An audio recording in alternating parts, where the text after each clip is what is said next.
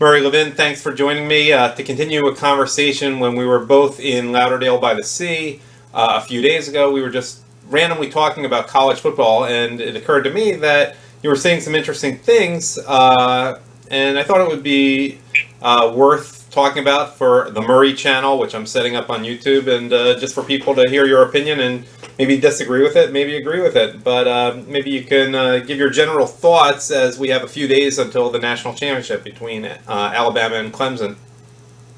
Sure, it's always good to be with you and to chat with you about any number of issues, and I hope in the coming days we'll do some more literary and movies and political and history and everything. But let's focus on college football right now, which is in the air since the national championship is next Monday. As you and I discussed, college football has come a very long way since the first game was played in New Jersey between Princeton and Rutgers. And that really was college football. These were students who belonged to a team and played a game, played for fun. I don't think they had that big of a stadium or that many people watching beyond their immediate friends and family. What do we have today? Today we have major programs all across the country. I have to admit they're very entertaining. You have bowls filled with 60,000 plus people. You have all kinds of paraphernalia. You have huge television revenues. You have all kinds of money coming in. But you have a group of players who supposedly are student athletes and are actually unpaid professional athletes. And that's kind of a sad tale as to where we have wound up since that first game. The devil's advocate, of course, will say, and you and I often disagree about politics. I'm Republican, you're Democrat, but we seem to see eye to eye on this issue pretty much. So I'm not, and I know, and it's not like I don't know where you're coming from here because we talked about it before. But it's, I think the word that we came up with was off-putting. There's just something uneasy about the whole situation. People are being used. Yeah, and education is thrown their way, but it's not the appropriate education for the skill level that a lot of the students are at, when they would be much better off going to, say, community college or something. Go ahead.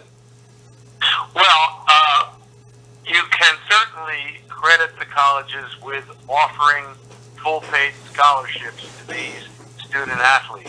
On the other hand, my understanding of the regime that is necessary to play at the level of a Big Ten or an SEC football player is such that you have really no real time for studies or classes other than the proverbial gut classes. I mean, it used to be a kind of a joke that they took basket weaving, and I'm not going to say that. And certainly some college athletes are really getting an education and are preparing for life beyond college football. It's a little bit sad that many of the players are never going to play beyond college, and therefore, what are they going to do out in the real world when they find themselves as a 21-year-old graduate? Right, or non-graduate. Or non-graduate, because a number of programs in recent times have been sanctioned because of the high failure rate and the fact that so many of the players don't even graduate. You're right to point that out. I don't want to be someone putting a big blanket of gloom and doom on this. There certainly are a lot of benefits. It's something that is great for school spirit. Right. It involves a lot of people. The alumni likes it. I do think it could be organized in a way that would be more equitable for everybody. There wouldn't be anything wrong with maybe paying these players what they are worth, and there might not be anything wrong with damping down the season a little, maybe a few fewer games or a less rigorous schedule so that they could actually get an education.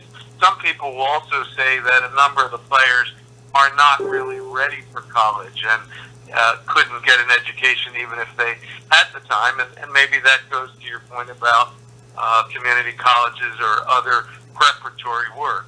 Well, what occurs to me is you have students who are not, and this is a generalization, and we'll get to the racial aspect later, but you have students who are not as academically prepared as the average student on the football team, for example, basketball really affects so few players that it's not worth talking about the same way. But, and yet they have this extra burden on them because they essentially have a full-time job, which is very physically demanding, when they actually probably need to be spending more time on their academics than everyone else. Sure, we should note that over the years there have been a number of college players who have been studious enough Oh, of course. good enough at their work to be Rhodes Scholars. Yeah. Pete Dawkins comes to mind from Army way back when, and others who have excelled. As we know, the current quarterback, I guess it was for Atlanta, I'm not sure, is a Harvard graduate, and he was The Jets. guy who was able to do his work. But we're talking about the vast majority of the players. Yeah, I mean, we're talking about a guy who grows up poor in New Orleans and is a backup defensive back for LSU, basically a black guy, and really didn't have the academic qualifications and doesn't even play his senior year, doesn't graduate. What's he left with, even though he was a part of a top program? And obviously I'm not singling out LSU there, but I'm just thinking about... Well, the schools could provide tutoring help in the form of other students who are enthusiastic about the football program. And they do. And I think some of the schools are taking action. I don't think we should paint with too broad of a brush. But when you look at the really big-time programs, I don't think you can deny that they are creating enormous wealth, coaches who make million-dollar contracts, television programming, big advertising, all that kind of stuff, and yet none of it comes to the benefit of the individual player who is giving up 4 years of his life for this. Except for the ones who make it to the pros and have careers for more than a year, or even more than that. But, you know... And so, is this actually the minor leagues for the NFL? Really, it is. Or is it really a college where you get a 4-year education? Or can it be something that has a little of each? There are many, many schools that have athletic programs that really are student things, men and women participating, and obviously that's a great thing to have an athletic program. It just, I think an argument can be made that it has gotten a little bit out of whack, that the almighty dollar has taken over, and it's at the expense of kids. I'll bet if you look at all of the college players in the big programs, let's say approximately 40 players per team, probably 100 plus teams, you're talking about a lot of young men who are being deprived of a college education by and large, even though they're supposed to be getting a free one, and at the same time are not going to be able to go anywhere after the 4 years. Yeah. They're going to be the All-American players who are going to be drafted, and they're going to have NFL careers and so forth and so on. But everybody can't be Tom Brady, and there are a lot of people who are going to be that backup that you mentioned who spends 4 years and comes away with very little. So I don't know that there's much more to say about this right I do want to say one thing. I mean, we talked when we were talking a few days ago. We're both fans of the Philadelphia Eagles, and full disclosure, you went to Haverford College, which does not have a football program, and I went to Harvard, which is not is 1AA, not, or what used to be called 1AA, even though it is one of the best 1AA programs. But we're really talking about big time schools here, and the alumni aspect of Harvard, even though it is a pretty good football program, just isn't based around football. And it's, you don't have the weird thing of like everyone mostly all white cheering on people who are mostly all black, and which is always just a little weird.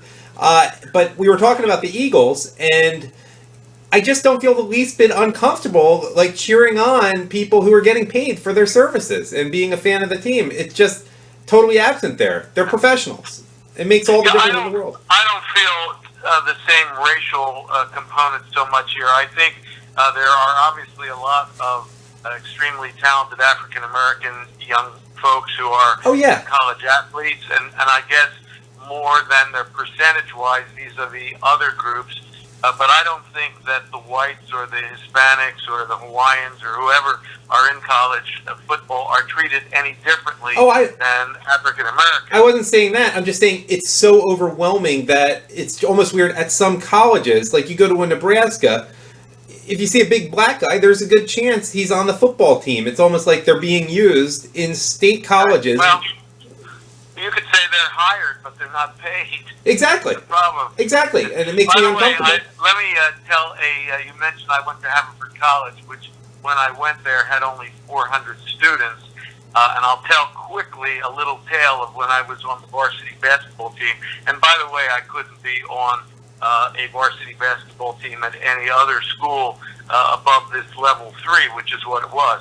But one night, I vividly remember playing in a game and hearing the coach yell down the bench, "Sonnenborn, get in there and substitute." And he looks down the bench, and we all look down the bench, and there is Sonnenborn reading a history book, preparing for his exam the next day. Now, it is funny, and I hope it's enjoyable, but it also showed a different sense of values and balance at that small academic school than you might find at a school that's one of the top football powerhouses. Yeah, the Georgia Bulldogs don't have a problem with that.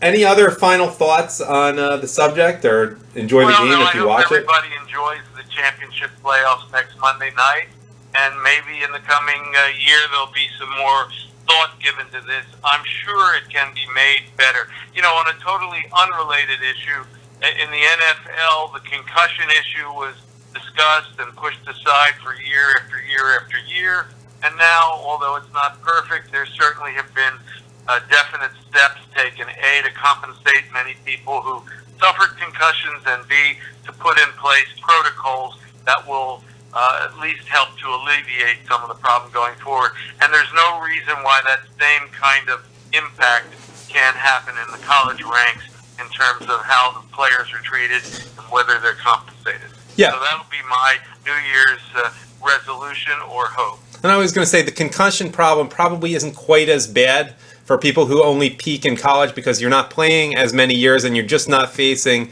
the bigger, faster players like overwhelmingly like you will in the NFL. You know, most guys aren't going to get hit by a Lawrence Taylor type. I'm really dating myself there, but you know, J.J. Watt. J.J. Watt, yeah. You know, you're not dealing with a whole team of players like that. You're just going to be hit by guys who are just not quite as fast, don't have quite the same momentum for the most part in college, even in the SEC, Big Ten, etc. All right, well, look, let's do this again on some other interesting topic, and thanks for talking to me. Thanks for talking to me, Murray. Okay, bye-bye.